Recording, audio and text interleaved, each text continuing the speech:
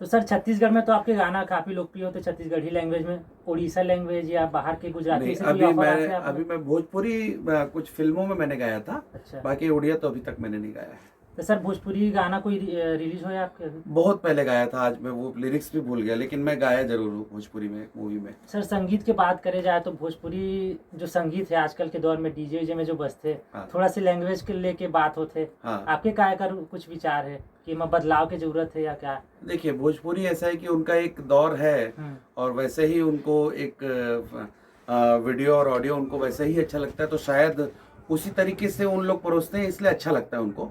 उनको चेंज करना मतलब वो फिर गाने नहीं चलेंगे, तो ऐसा है सर। लेकिन छत्तीसगढ़ में देखे जाए तो यहाँ दर्शक है ना हर संगीत ला पसंद करते। हाँ। जैसे आमा मोर आपके जो गाना है ओकर जो शब्द है मतलब एकदम ठेठ छत्तीसगढ़ी शब्द में उपयोग अपन करे हो। हाँ। और तो ओकर बारे में कुछ बता दो। वही जब आमा मोर रिकॉर्ड हो रहा था, तो अब हर गीत का एक वाइब्स होता है, जब रिकॉर्ड करते करते एक अंदर से फीलिंग्स आती है, महसूस होता है कि ये गीत लोगों के सामने आएगा। लेकिन आमा मोर मैंने कभी नहीं सोचा था कि ये लोगों के सामने आएगा, और आज लोगों के सामने ऐसा आया कि आज 9 मिलियन व्यूज है और लाखों में उसके रील्स है। मतलब इससे ये समझ में आता है कि आज भी छत्तीसगढ़ में प्रबुद्ध वर्ग है और संस्कृति को सुनने वाले छत्तीसगढ़ में लोग हैं।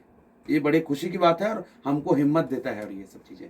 सर ये आमा मोर के जिक्र करे हैं तो करे का है कि जब मैं पहली बार सुने हो ना तब मैं सोचे लिरिक्स तो मोला याद होना ही चाहिए। हाँ। तब मैं ना लिरिक्स वाला वीडियो देखा और लिरिक्स ला याद करो मैं। हाँ, वही बहुत थोड़ा कठिन है। हाँ। लेकिन ऐसा है कि एक बार अगर वो गीत समझ में आ गया कि बहुत अद्भुत गीत है वो। जैसे वहाँ पर उही ठी है ठौर के, मैं बोले हाँ, क्या हाँ, बोलते था तब देखे अच्छा उही ठी है ठौर के सुरता मा पौर के। जी जी, मिनेश जी है हमारे, बहुत अच्छे राइटर हैं और उन्होंने ही ये गीत को लिखा है।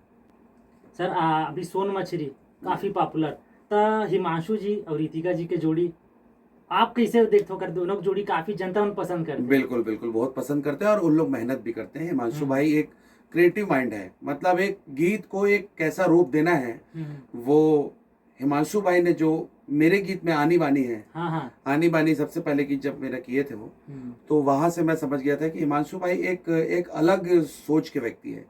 और आज भी वो आज पतरंगी जो ही रिलीज हुआ है ना, सोन मछली की, एक अलग सोच रखते हैं वो।